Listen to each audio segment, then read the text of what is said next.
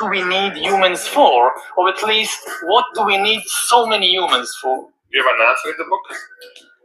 At present, the best guess we have is keep them happy with drugs and computer games.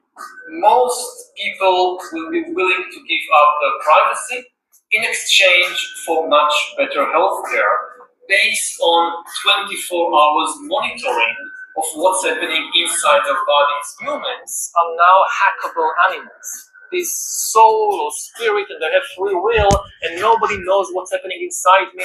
That's all. The real aim of science as a project, as an establishment, is not truth, it's power.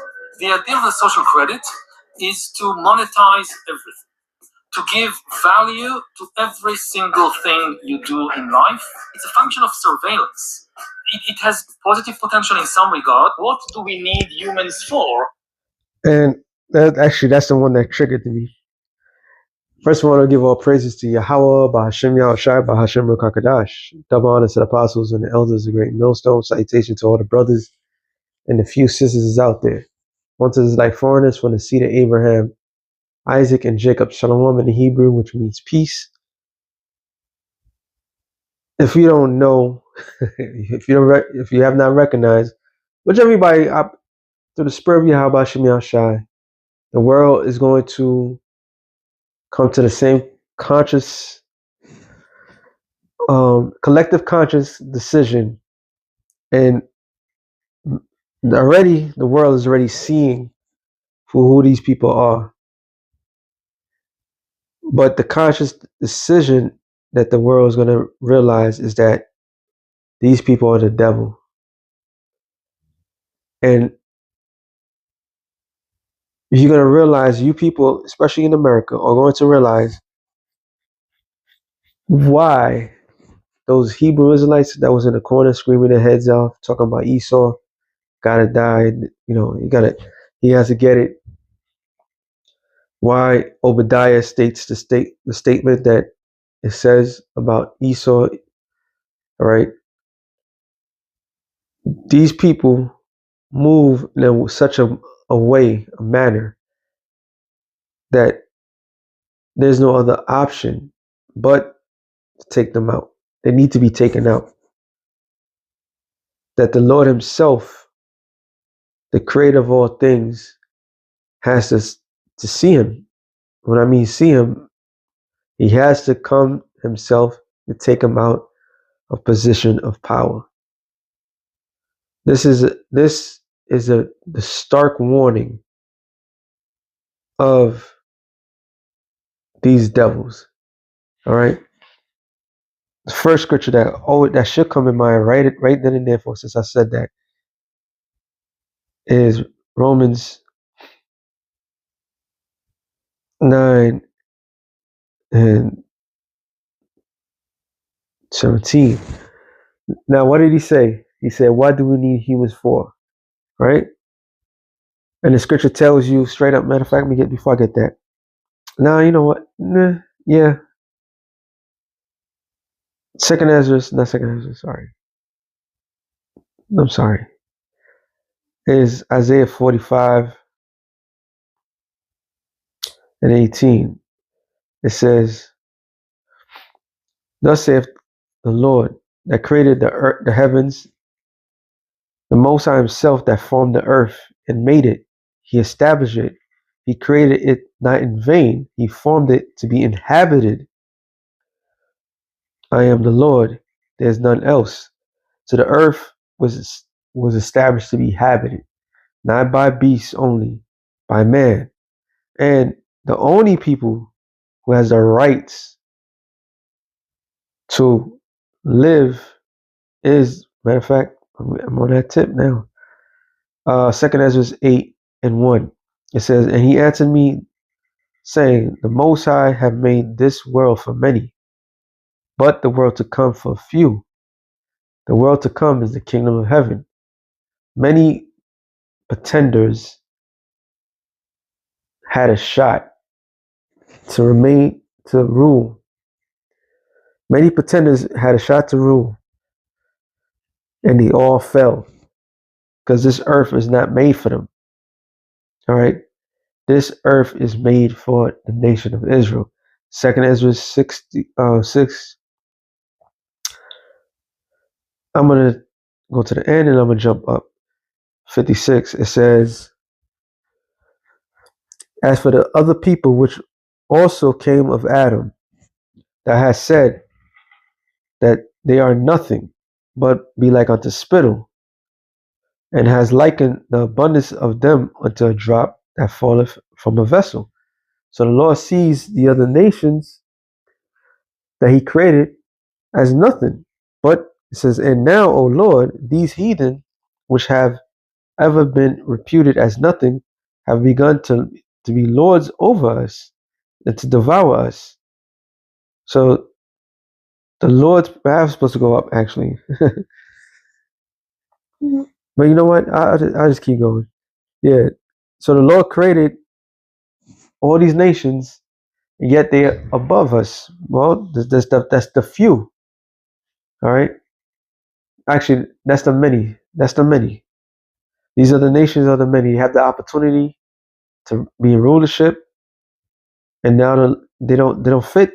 They don't fit the kingdom.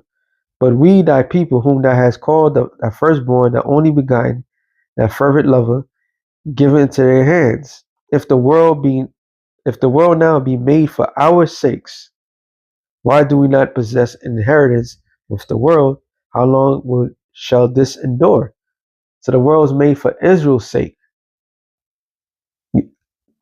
and yet all the other nations. So if it wasn't for Israel, you nations won't be nothing. All right. Oh, since I'm in that same chapter, 2 Ezra 6 and 7. Then answered I and said, what shall be the parting sunder of the times? Or when shall be the end of the first and the beginning of it that followeth? And he said unto me, from Abraham unto Isaac, when Jacob and Esau was born of him, Jacob's hand held first the heel of Esau. For Esau is the end of the world, and Jacob's the beginning of it that followeth. So Esau is the end of the world. And this is why he's making these bold statements. All right. His rulership. Oh, matter of fact, what's the other one? Yeah, I can use this one. His rulership is not going to last at all. It wasn't meant to last. Under this man's rulership, everything sped up. Luke 10 and 18. And he said unto them, I beheld Satan as lightning fall from heaven. So lightning strikes, is gone in a few seconds. That's how the Lord sees the rulership of Esau. Revelation. Oh yeah. 20. Is it 4?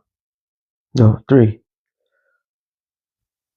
It says, and he cast him into the bottomless pit and shut him up and set a seal upon him. Talking about Esau, Edom. That seal that they won't lie to the world. That seal kept them under subjection. All right, that he should deceive the nations no more till the 1,000 years should be fulfilled. That was when Israel had the rulership of the nation of Israel, which were Negroes. All right, had the rulership of Europe. Right, and after that, he may be loose a little season, and that little season from 1350 to now, mainly really 1492 to now, this man has run amok. Verse 7. It says, and when the 1,000 years are expired, Satan shall be loosed out of his prison. So he was loose, and that time period has caused all this devastation on the planet Earth. But him not knowing, now I could go to this, that all this was for his own demise. It says, Romans 9 and 17, the scriptures have said unto Pharaoh, even for this same purpose have I raised thee up. And it said that I might show my power in thee, and that my name might be declared throughout all the earth. So this actually happened. This took place, and this is why we all celebrate Passover. The Lord took down Pharaoh to free his people, Israel, out of the hands of Pharaoh. Everybody knows this story, right? It says, therefore, have he had mercy on whom he will have mercy, and whom he will harden. Thou shalt say then unto me, why doeth yet he find fault? For who have resisted his will? So, meaning, who is not the Lord has not controlled. All right, the Lord controls all. Nay, but O man, who art thou that replies against the Most High? Shall a thing formed say to him that formed it, why hast thou made me thus? So the Lord created Esau to be the wicked. Can Esau turn around and say, why you made me wicked? No, it comes naturally to him. These people are talking about depopping the majority of the people of the planet of the earth. All right, that's what they're all about. So we can't question why we just see it. No matter how everybody try to wrap their brain around what's going on, why these unrighteous decrees are taking place, why people can't get food, why there's starvation in the world, why there's so much wars, because the Lord created this man to be that devil, deceiver, all right, in his period of time to let loose on the planet Earth. He have done that, okay? So we can't question the Lord in this.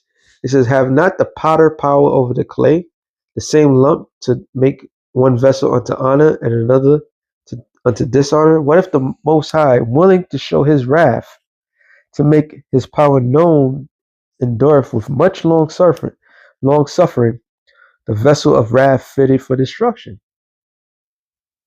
So Esau, Edom, was created to feel the wrath of the Lord, to feel the whole anger of the Lord.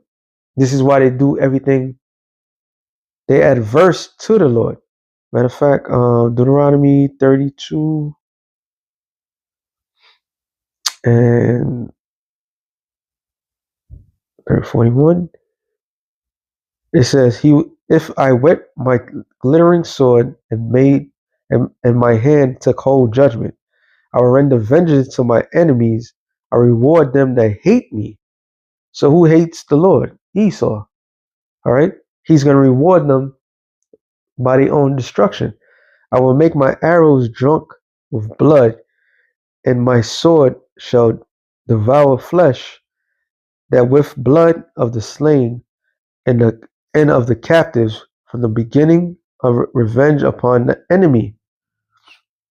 Rejoice, all you nations, with his people, for he will avenge the blood of his servants, and will render vengeance to his adversaries, and will be merciful unto his land and to his people. So the Lord is coming to take vengeance on his enemies.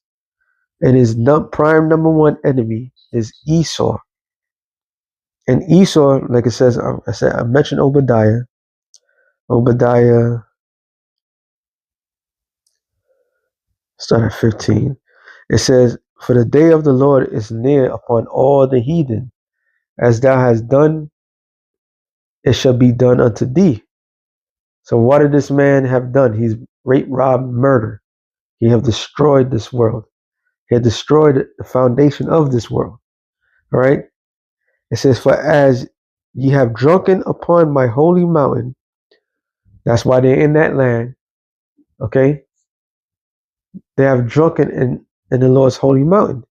It says, so shall the heathen drink continually. Yeah, they shall drink and they shall swallow down. They shall be as though they had not been. But upon Mount Zion shall be deliverance, and there shall be holiness, and the house of Jacob shall possess their possessions, and the house of Jacob shall be a fire, and the house of Joseph a flame. So the house of Israel, Judah, Benjamin, Levi, the house of Joseph is the northern kingdom. All right. Who runs the northern kingdom? Ephraim. The nation of Israel is gonna come back to be the 12 tribes. And what are they going to do?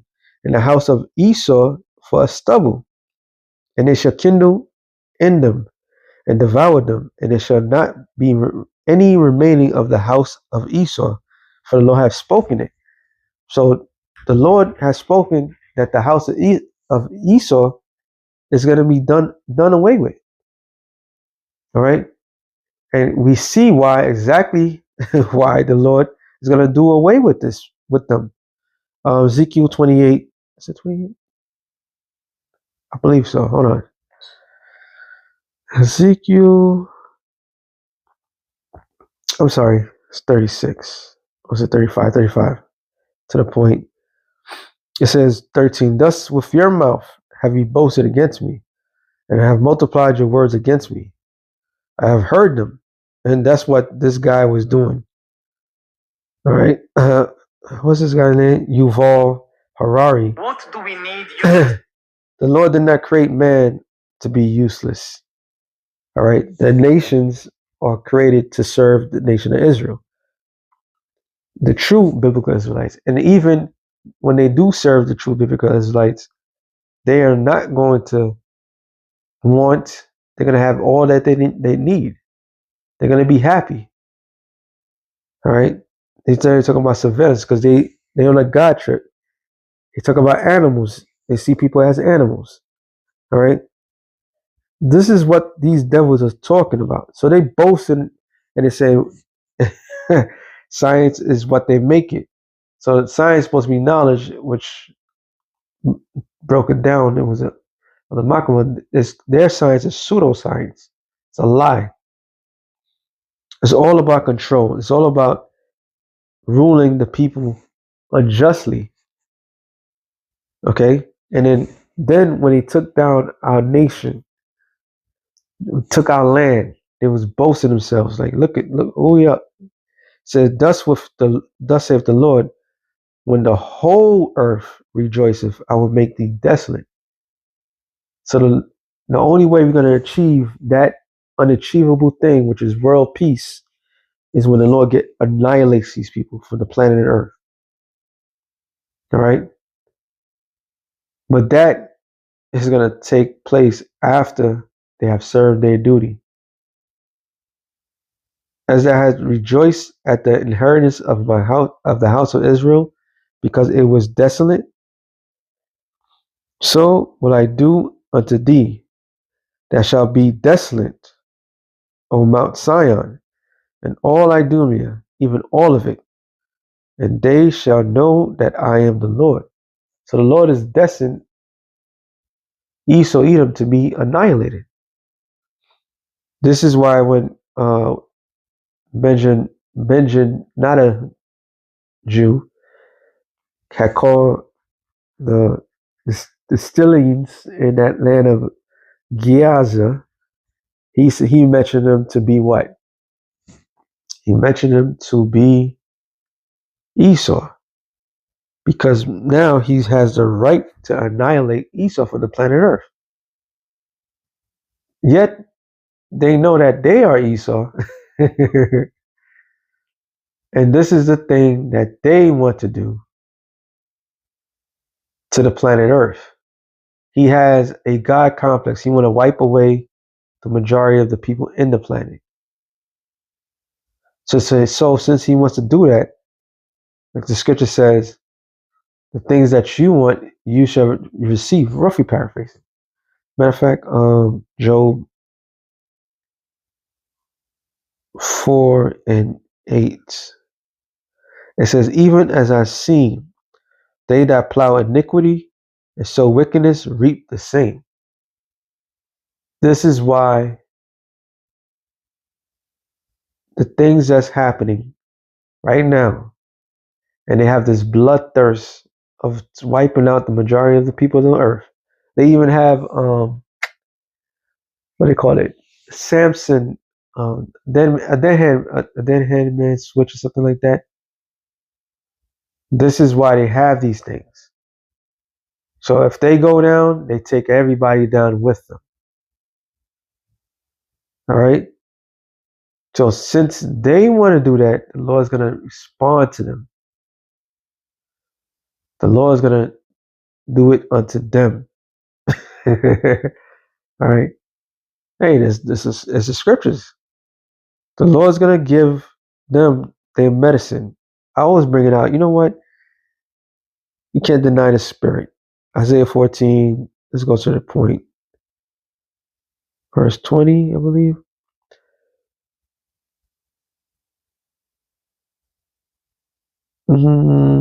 Yeah, 20. That shall not be joined with them in burial. We're talking about the other nations. They're going to have their own land. They're going to have their own everything. Because that has destroyed thy land, has slain thy people. The seed of evildoers would never be renowned. All right. So, because of the things that they have done, they would never, ever be in a position of any sort of power, rulership, any of that. Because they themselves has caused all this trouble. Oh, well, Isaiah 46. Is it 46? Oh, 48. No, that's 46. Isaiah 46, and I'm ending here. No? Slakia. 48 and 22. There's no peace, saith the Lord, unto the wicked. So no peace will be given unto Esau Edom at all. All right. So with that being said, shalom to the elect of the nation of Israel. Shalom.